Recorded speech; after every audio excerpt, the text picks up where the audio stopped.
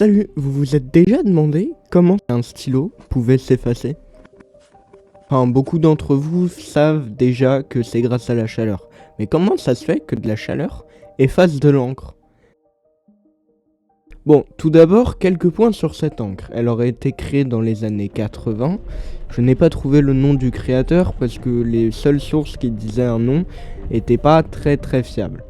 Ce qui est drôle, c'est que malgré qu'elle ait été créée dans les années 80, sa commercialisation commencera seulement en 2006 ou 2007, en tout cas chez la marque Friction.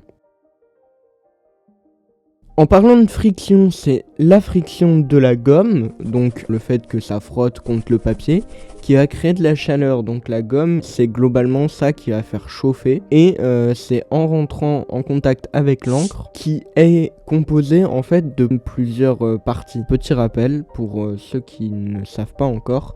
Un solvant, ça permet de globalement mélanger plusieurs produits. Le pigment, c'est ce qui donne la couleur. Je vais parler de semi-solide et de solide douce. Globalement, ce qu'il faut savoir, c'est que dans les deux cas, c'est pas entièrement solide et ça peut encore être modifié comme un peu de la pâte à modeler, quoi. Donc l'encre est composée quasiment de deux produits. L'un regroupant le pigment, un solvant volatile, et une substance douce dont le point de fusion est à 60 degrés. Et alors pourquoi point de fusion à 60 degrés? C'est parce que à 60 degrés, ça va changer, passant de l'état solide à l'état gazeux, notamment grâce au solvant volatile. Et donc, tout ça s'évapore, et c'est ce qui en fait enlève l'encre. Et alors on peut se demander comment ça se fait qu'en mettant au congélateur de l'encre qui a été effacée, elle revienne. C'est une bonne question. En fait, il reste encore un peu de ce mélange-là sur la feuille. Car l'encre, en fait, elle va déposer quasiment deux couches.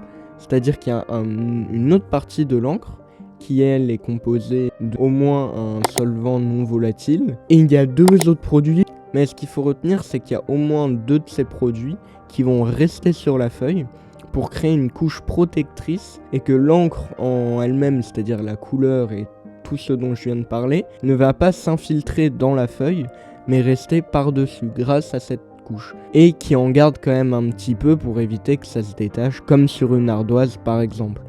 Et c'est pour ça que quand on met au congélateur, ça réapparaît, c'est qu'il en reste en fait encore un peu. Si on suit cette théorie, en fait, si on met beaucoup de chaleur assez longtemps, il ne devrait plus y avoir d'encre du tout. Et moi, ce que j'ai fait, c'est que comme j'avais la flemme de mettre un fer à repasser sur la feuille, ce qui est une très mauvaise idée, le faites pas, j'ai tout simplement gommé, mis au congèle, gommé, mis au congèle. Et effectivement, au fur et à mesure, l'encre apparaît de moins en moins.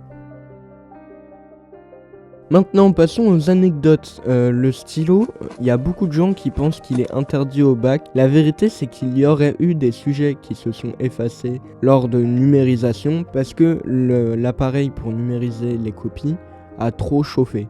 Sachant que le point de fusion, donc, il est à moins de 60 degrés.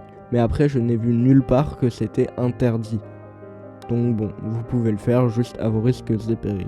Ensuite, il existerait des feuilles anti-effaçables. Alors, en fait, c'est des feuilles qui ont un composé chimique qui vont regrouper toute l'encre en un seul morceau. C'est-à-dire que, en fait, au lieu qu'il y ait une barrière protectrice qui va se former sur la feuille, cette barrière elle va se mélanger avec l'autre partie de l'encre, ce qui fait que tout va rester à l'intérieur de la feuille. Ça aurait été inventé à peu près au même moment, donc dans les années 80, pour éviter justement que l'encre pose des problèmes d'un point de vue administratif. En France, sur Amazon, les cartouches de stylos effaçables se vendent plus que les stylos Bic, qui eux-mêmes se vendent plus que les stylos effaçables. Bref, sur ce, c'était Gazin, et je vous dis à la prochaine.